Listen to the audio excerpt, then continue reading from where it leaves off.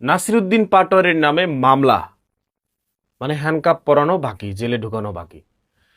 এই নাসিরুদ্দিন পাটোয়ারিকে আপনি মামলা দিয়ে কিংবা 14 শিক বলেন, 28 শিক বলেন, যেই কয় শিখই বলেন না কেন, ওই জেলের ভিতরে ঢুকায়ও আপনি তার মুখ বন্ধ করতে পারবেন না।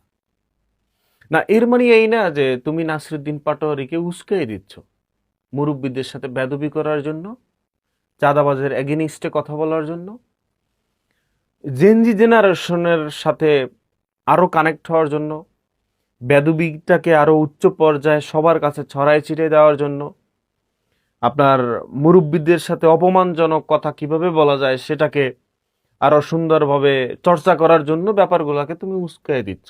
বিষয়টা সেটা না।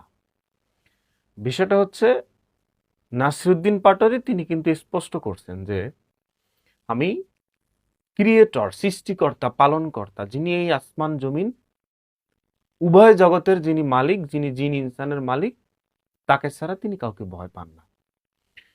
এই জিনিসটা তিনি আরো এক জায়গা থেকে পরীক্ষায় প্রমাণিত করছেন। কোন জায়গাটা থেকে দেখেন, ঢাকা ৮ আসনে পদপ্রার্থী হয়েছিলেন শহীদ শরীফ ওসমান হাদী সাহেব। মহান আল্লাহ তাআলা তার জীবনের সমস্ত গুনাহ খাতাগুলো মাফ করে দিয়ে জান্নাতুল ফেরদৌস নসিব করুন, সুম্মা আমিন। এবং তার হত্যাকারী যারা তাকে খুন করছে, গুলি করছে, তারা যারাই করছে তারাই তাদের বিচার পুঙ্খানুপুঙ্খভাবে হোক, এবং এর পিছনে কাদের হাত রয়েছে, গোড়া কোথায়, কোথায় মাস্টার প্ল্যানিং, কিসের বিনিময়ে, কি এইম ছিল, সবকিছু জাতির সামনে প্রকাশিত হোক, সেই প্রত্যাশা থাকবে মহান আল্লাহ তাআলার দরবারে। তো এখন হাদিকে মারা হয়েছে, এখন কেউ না কেউ তো মারছে কোনো না কোনো ভাবে, শেষ। ওই জায়গাটা থেকেই আবার লড়াই করছে নাসিরুদ্দিন পাটোয়ারি। তার মানে নাসিরুদ্দিন পাটোয়ারিও কিন্তু শিওর, একটু হলেও কনফার্ম যে আমার উপরেও এরকম একটা গুলি আসলেও আসতে পারে। তো গুলি আসলে তো জীবন শেষ।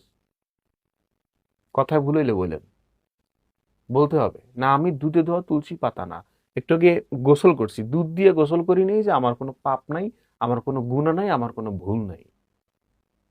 আমার ভুল হবে, আমার কথা বলতে হবে। তো এখন নাসিরুদ্দিন পাটোয়ারি এখনো চাঁদাবাজের এগেনিস্টে কথা বলে যাচ্ছে। নাসিরুদ্দিন পাটোয়ারিকেও অনুরোধ থাকবে যে কারো নাম মেনশন করে, নির্বাচনের আগে পরে অনেক হয়েছে, তো নাম মেনশন করে কাউকে নির্দিষ্ট করে এখন বলাটা থেকে একটু বিরত থাকা উচিত। না, এর মানে এই না যে চাঁদাবাজের এগেনিস্টে আপনি কথা বলিয়েন না, সেটাও নিষেধ।